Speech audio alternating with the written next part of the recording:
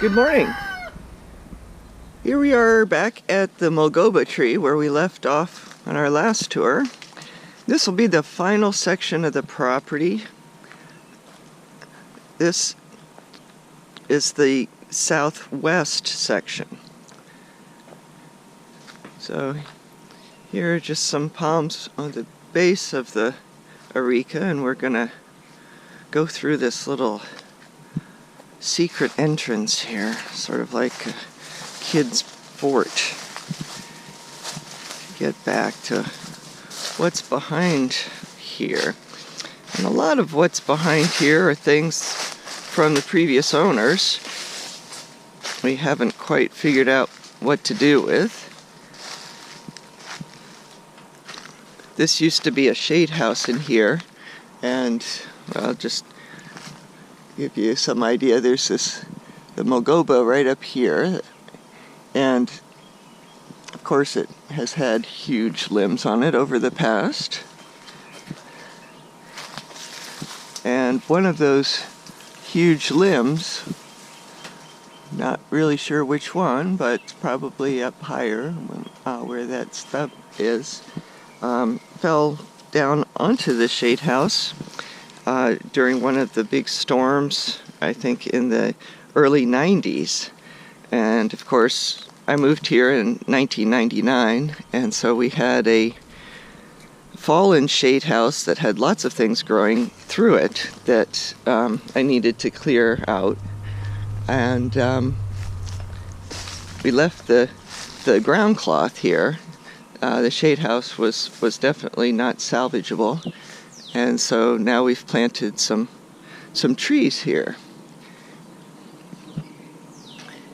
This first one here is the most recent planting. That's rosy gold.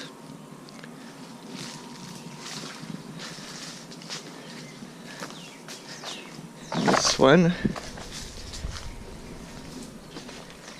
you might recognize as lemon meringue.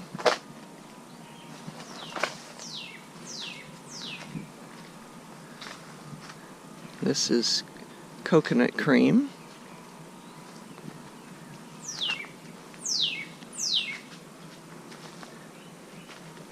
This is bay rum, and it's just getting to the end of its flowering. Be producing little berries soon. This tree here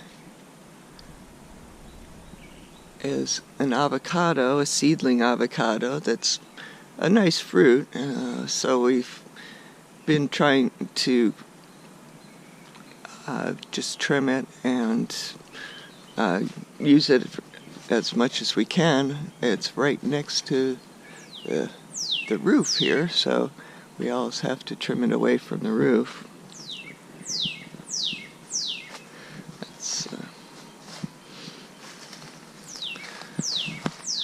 This is a plant called Almond Bush. It's, of course, not a fruit tree, but it does make a very nice smell and pretty little flowers.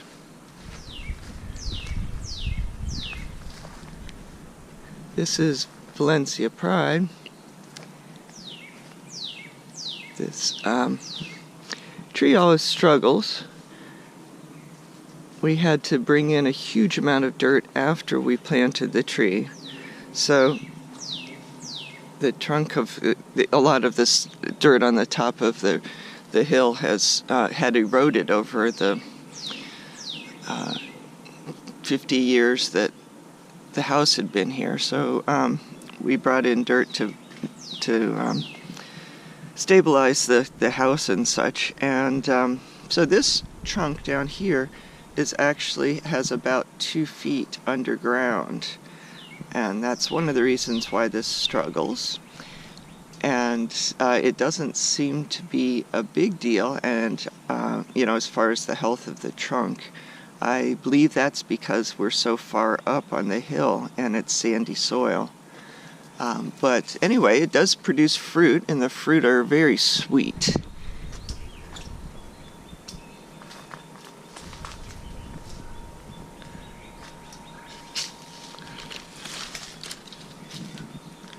Yeah, that one looks like it's almost ready to pick. Picked a few of these yesterday. This is a cinnamon tree. Cinnamon is, the spice is made from the inner bark of the tree. But if you take the leaf and just smash it up and then smell it, it smells a lot like cinnamon. Well, it smells exactly like cinnamon.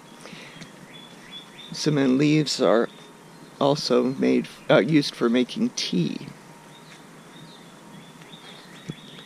And here is a rather large royal palm. Presumably it was planted here in 1955, and you can tell that the level of the ground now that we brought in the dirt is pretty much where it should be as far as covering the roots. There were a lot of exposed roots before.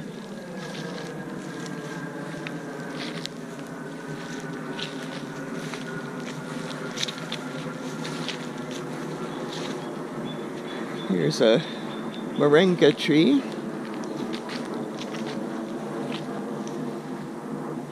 Very important tree for reforestation, and has lots of uses for practically every part of the tree.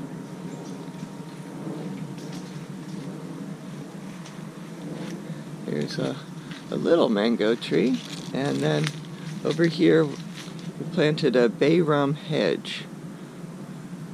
I think bay rum hedge is probably my favorite large hedge. We recently trimmed this back because we really didn't want a 15-foot hedge.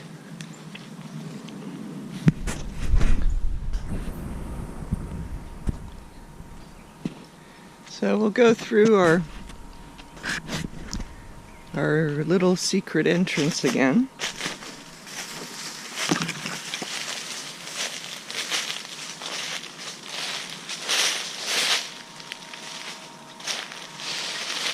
This tree here is a seedling of the Mulgoba, a much more reliable producer. Fruit are not quite as big or showy as the Mulgoba. A little bit of fiber, but excellent taste, just like the Mulgoba. Here's some smudge pots that we will never use, and so if you know anybody who wants smudge pots, come and get them.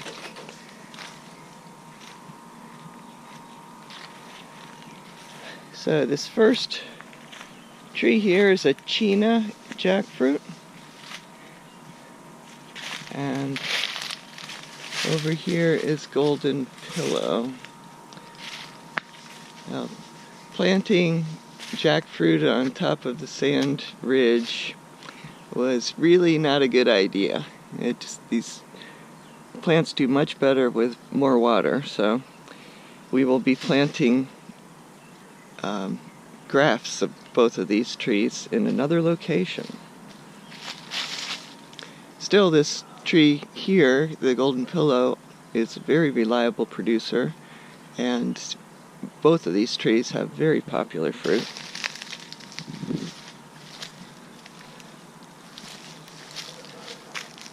So there's a little Longan tree, and a palm just because it was on the property already. Frangipani, the same thing. The son of the previous owner collected frangipani, and they do make beautiful flowers, so we put them in various places in the property, and from time to time give away cuttings of them, which start very easily.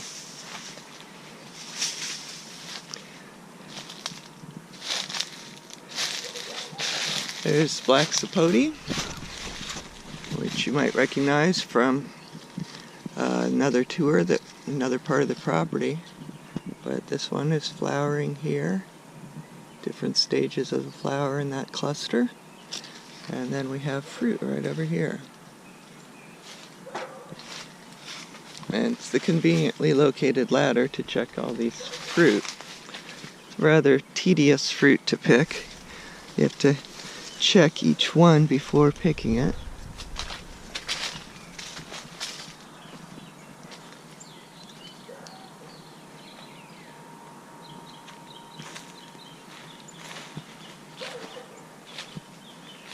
This is another longan. And the interesting thing about this tree is that during a wind, I mean, this does get quite dense foliage, a wind actually split the tree in half. And so we cut off half of the tree, and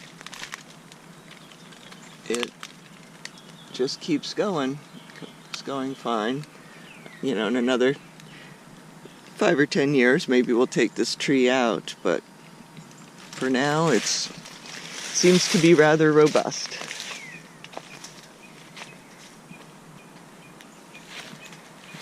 And here's a poor little allspice tree. It's got some little flowers emerging right here. It, again, struggles to survive on this sand ridge. Sometimes irrigation to it gets clogged, and then it really struggles.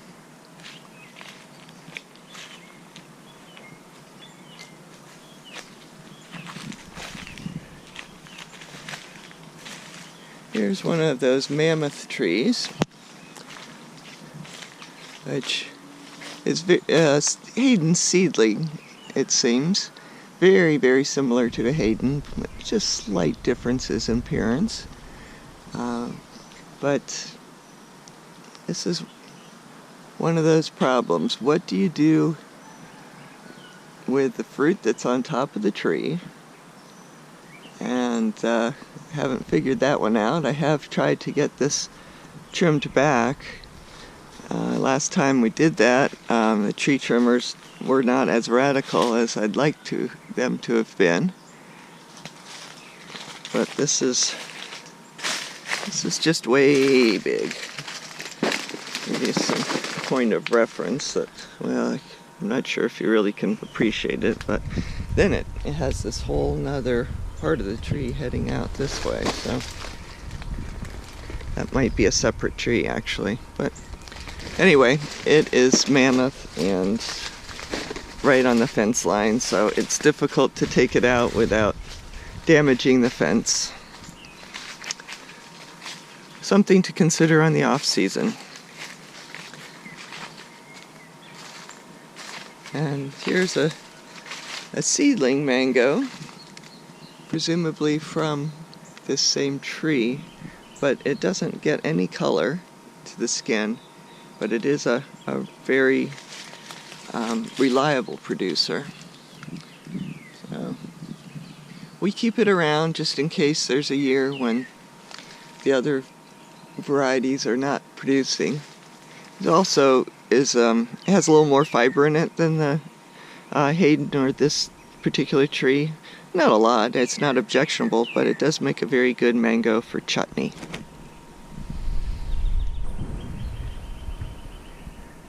So we'll just walk down our path a little bit further, get to our next group of plants.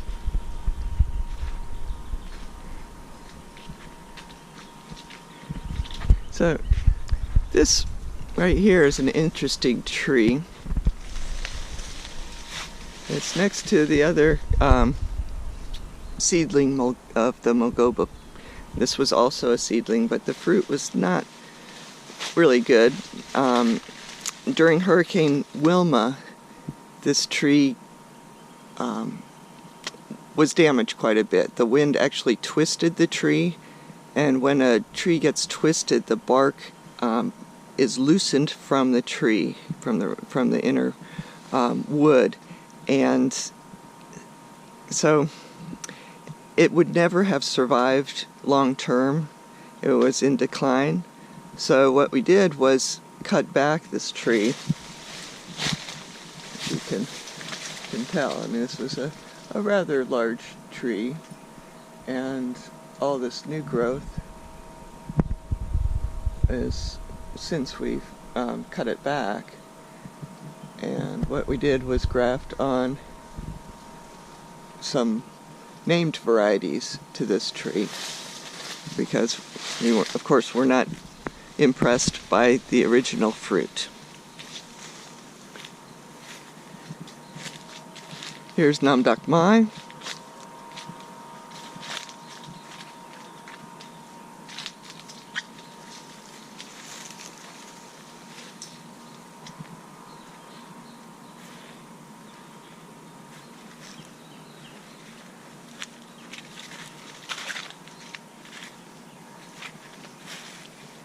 And this is the other side of the Longan. We'll go back to the path here and get onto another row of trees. So we're passing the Nam Dak Mai on the other side. We've got these areca palms here. They were just hanging around, so we replanted them years ago at this point, at this place, because thinking it would be a windscreen, but I don't know if they'll be here forever, but right now they look pretty good. This tree is I guess a fairly new import. Maybe 10 years ago or so somebody brought it into the States. I can't remember if it's Kensington or Kensington Pride, and from Australia. And it's possible that this tree produces better fruit in other climates, but here it's just nothing to be proud of. So after this batch of fruit ripens, we will cut this tree back and graft something else onto it.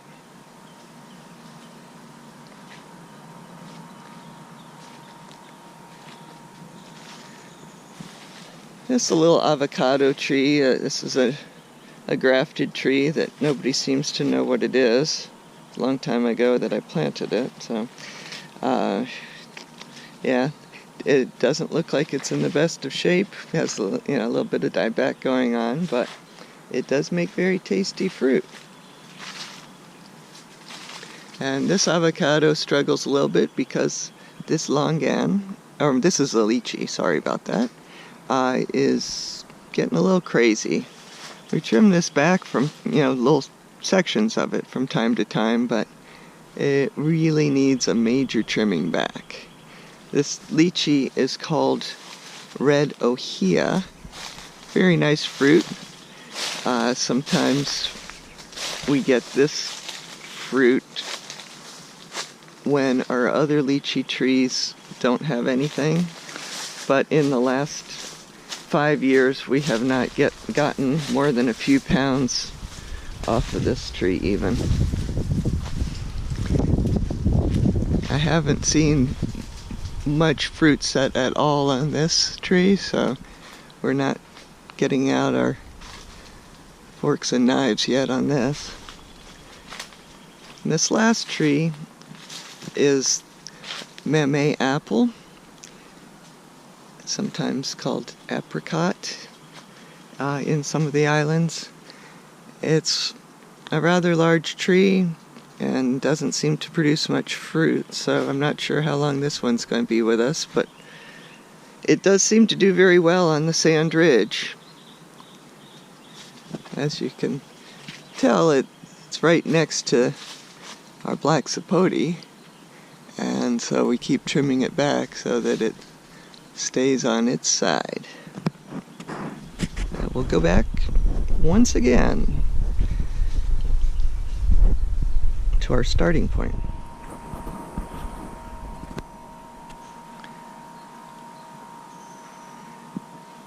So we'll go around those palms.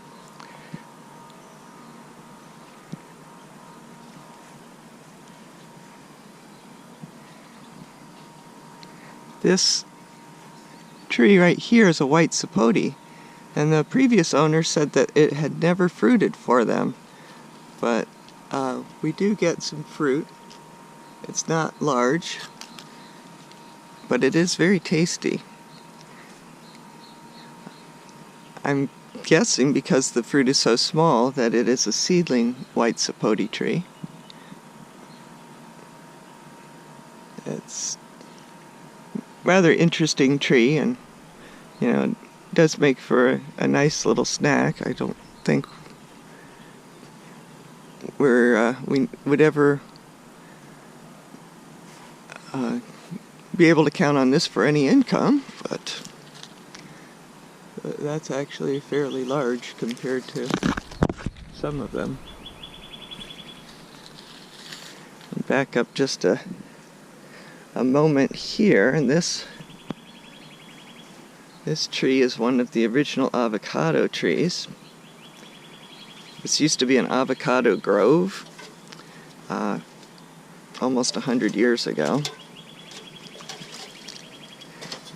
And this is what happens to avocado trees.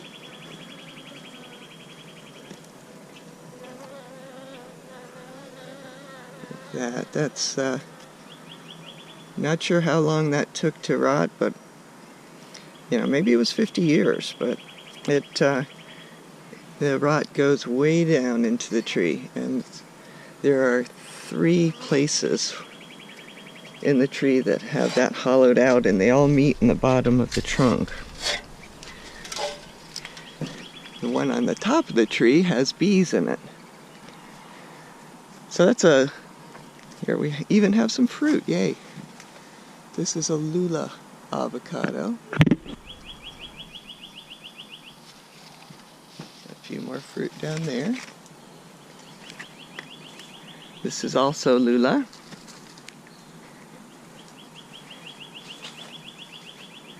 The same situation going on at trimming these large branches and making large holes in the tree over time.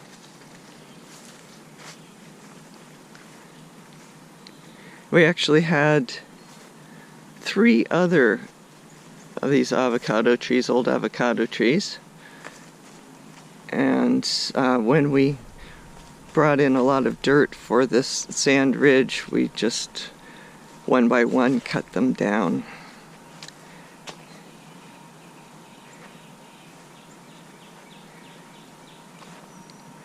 So right now we're walking south, and we'll do a loop around to see the rest of the plants in this area, and then we'll be done.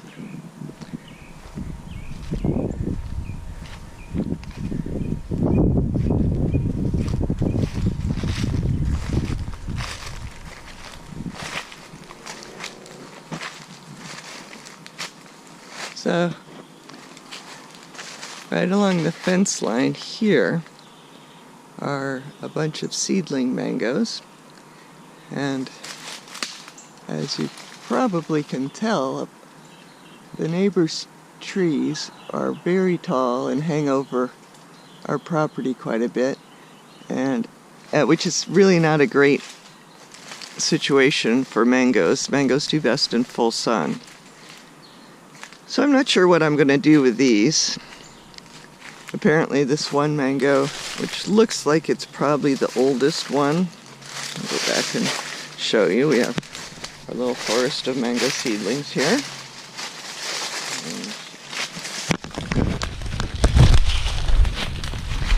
And right here you can tell from the bark development and the size of the trunk that it's an older tree.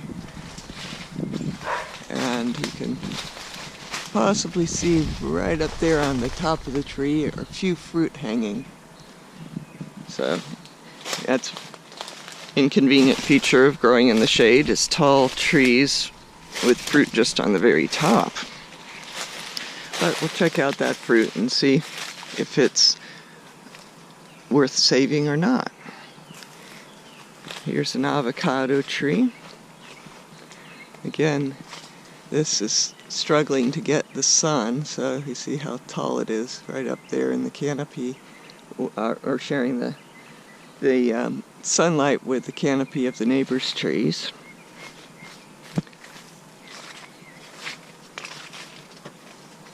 A few little avocados.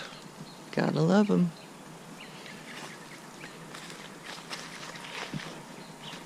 Here's another avocado tree.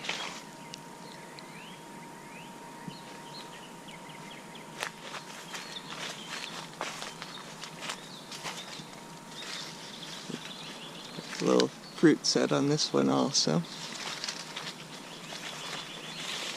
So, backing up a moment to sort of give you some idea of this area of the property.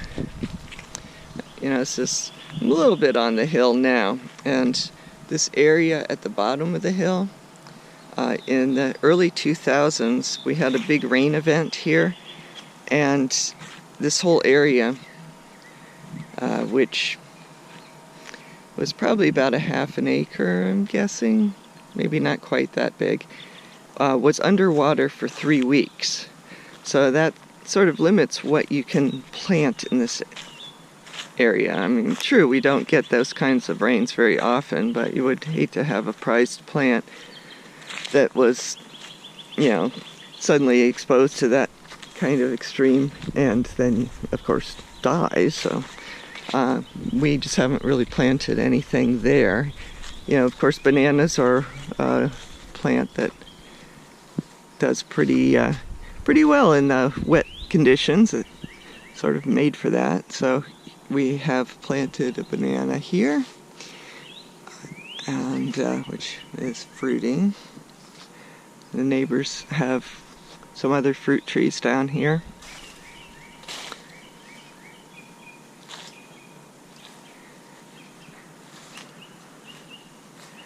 And there's another banana. So this area here is our original mango hedge. We have a couple of southern blush trees, and then the rest of this group here are seedling trees. Years ago, I thought I'd take advantage of these neighbors' irrigation. You might be able to tell that their ground is a little bit higher than ours, and they do have a good irrigation system, so all the water, of course, flows downhill, the excess water. Perfect environment for all sorts of trees. So planted some of my favorite seeds, you know, or seeds from my favorite varieties from the rest of the grove down here, and they got big. Some of them have fruited, and some of them, and those that fruited sort of crowded out the other trees. You know, I planted them very close together, and so the small ones are actually the same. This is the same age as the one next to it right here. It's just that this particular this one is hasn't gotten the amount of sunlight or area to produce roots, and so it doesn't have the resources that this other one did. The other one just grabbed them all. And this tree is a shadow of its former self. And cut this down here because the fruit was nothing special, so we're not going to waste our time on something that's average. And all these sprouts here are grafted. I'll have to come back and check. I'm guessing that this one over here, one of those stalks is is not grafted. So I'll cut that back. So anyway, that's hopefully a way to get some of these, test out other varieties, put some grafts of seedling trees on here to see if any of them are decent. Or actually not decent, we're way beyond decent. We're looking for exceptional. And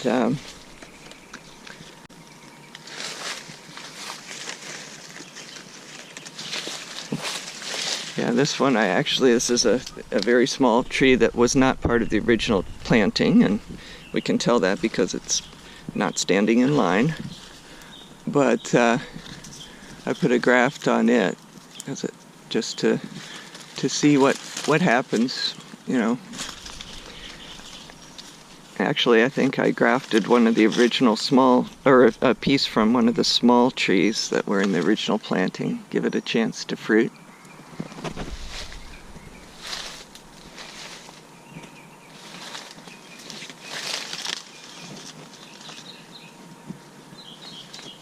This one I'm pretty sure I grafted also.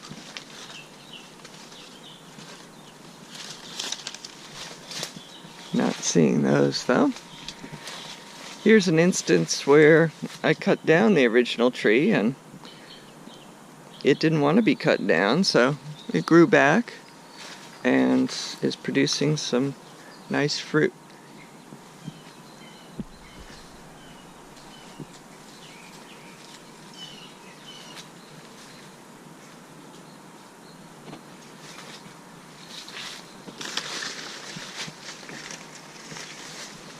A little bit dense in here, and then we have every once in a while we'll have the Malabar chestnut sprouting out like this one here.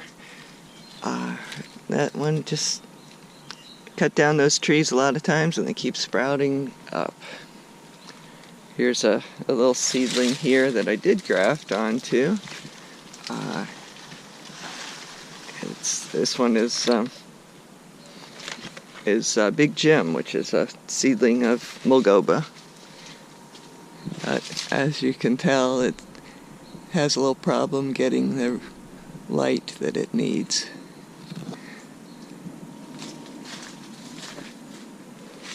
Here's a mango here. Pretty sure this one is Duncan's son, which is a silly name that we came up with because of, you know, offspring of Duncan.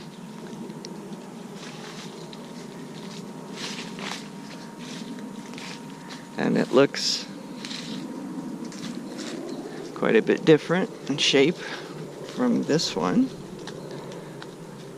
So this year, for sure, I'm gonna get down here when the fruit is ripening with my labeling equipment in hand. Make sure that we get this labeled. There's a few more fruit up there. Then we head over here to the newer part of the mango hedge. So this ground is comparable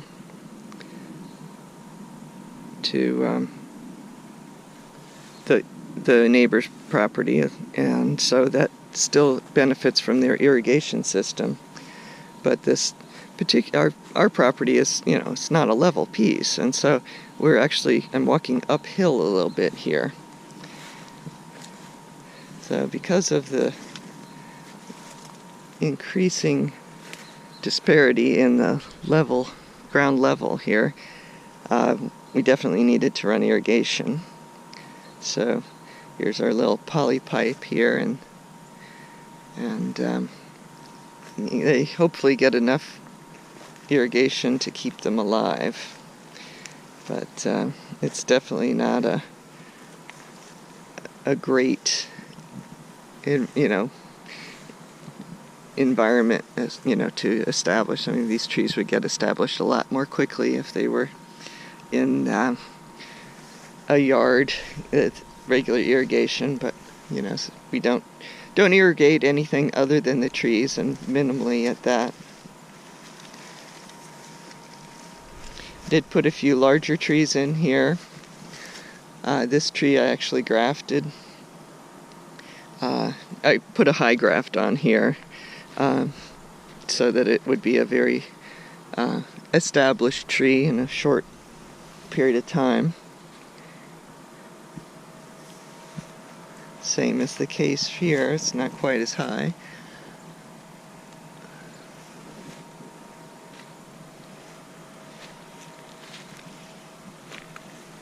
And that. So these are mostly about 5 feet apart, so we shouldn't run into the level of crowding in the original mango hedge, but these will never be big sprawling trees. We'll try and keep them trimmed as a hedge. So there's another one, a little tiny one. And then the last of my grafted trees.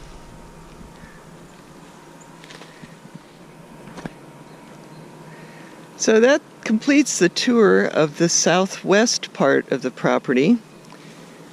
So you've seen everything except for the shade house. So when things have changed, if we're in another part of the season, we will do another series of these walkabouts. But for now, it'd be great if you could watch our other videos, and if you have any suggestions for videos that you would like to see, just let us know. Have a great day.